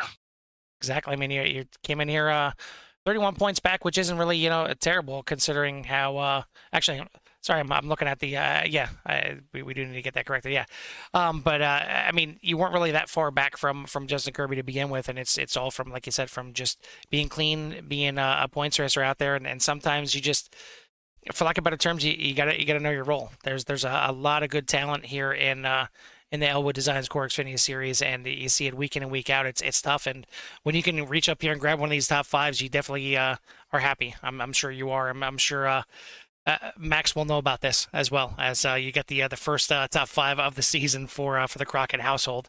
So we'll see what he can do next Monday night at Charlotte. But for now, take some time to celebrate this top 5 here. And who do you want to give a shout out to or thanks to before we let you go? Yeah, definitely CRN. Thank you, guys. Elwood Designs, thank you for sponsoring the series. Liquid Death, Mountain Water, they're on Amazon. Go check them out, amazon.com. Search Liquid Death. They got all types of new liquids and all types of new teas and all types of different stuff you can check out. slkcustoms.com, check them out. And also my local barbershop, BC Kings and Alpine Stars. Again, Elwood Designs cannot thank you all enough. CRN cannot thank you guys enough. All right, buddy. Well, congrats on the top 5 here tonight. We'll see if you can go and do it again next week at Atlanta. Yeah, cross your fingers, and maybe not so many green cars will be out there. Exactly. All right, buddy. That is your 5th place finisher here tonight, the 10 of Matt Crockett. Jimmy, we got one super speedway race down. We got one more arguably coming up next week at Atlanta. We got the new Atlanta coming up next weekend. It's freshly paved, and it can be just as high speed and high adrenaline, high everything. It's blood pressure. I mean, you name it. It's going to be just as crazy. But as Crockett just mentioned, not exactly as easy going 3 wide next week. It's going to be 2 wide, and maybe you can kind of squeeze it 3 wide, but it's only 1.5 miles, not 2.5 miles next week. Yeah, the drivers are gonna have to play nice with each other next week, because it can have challenges. It is super speedway-esque, I guess, if you want to call it. Obviously, closing in on that short track status, but it should be a lot of fun. And obviously, just a new challenge for these drivers. If it was the same thing every single week, I think the drivers might get bored eventually, and people wouldn't keep coming out. So let's mix things up and challenge these drivers on different tracks every single week, like we have been, and have everybody keep coming back out. Have all those and put on a great show for the fans out there, and everybody's going to be just fine. And hopefully, those points chases for some of these individuals work out the way they want to. Like you said, I think Crockett's more focused on just getting good finishes and hopefully battling for a chance in the points against his competitors in his division. And sometimes that's the way to go to. And we talked to Alan Elwood. He knew that he was in position to have the top position for the platinum division. So it's definitely knowing who is in your division will help you, in certain situations. There's no sense, if I'm Matt Crockett and I got Alan Elwood in front of me, if I'm faster, I'm going to go around him. But if I could just stay at his rear bumper and finish this place, I know that I am the top finisher for whatever, class that you're in at the time. So you just need to be, aware. And I think a lot of drivers, lose perspective of that sometimes, because you're out there and you just want to win, but you kind of got these mini races within one big race. So and they're divisional as far as what class that these drivers are in. So we got a bunch of different divisions, and each of those drivers get a chance to be a champion in that division. And hopefully they're obviously, as you're learning and you get better, then you can progress up and then eventually be part of the platinum team in a platinum division and have your chance to run up there. But I would just look at the big picture, take your points challenge, know who your competitors are. I had the same thing going on for myself on Thursday nights with the LMP2s, so I know who's in my division. And, if I have somebody in a higher division on my rear bumper pressuring me, even though I might be a little bit faster, I usually just let them go, because my battle's not with them. It's with, who's in that division. So, but like I said, these drivers keep coming out every week, and the challenges are there for them. So it's good to see them keep coming back and putting on a great show. Yeah, this is just the start of a little mini rough stretch here in the schedule for these drivers. Obviously, Daytona can be very rough to drivers. Atlanta kind of got to be similar, a little bit slower speeds, a little bit smaller of a track, but a lot of the same. A lot of pack racing, a lot of just real close to your competitors, and the possibility of a big one at Atlanta is certainly there.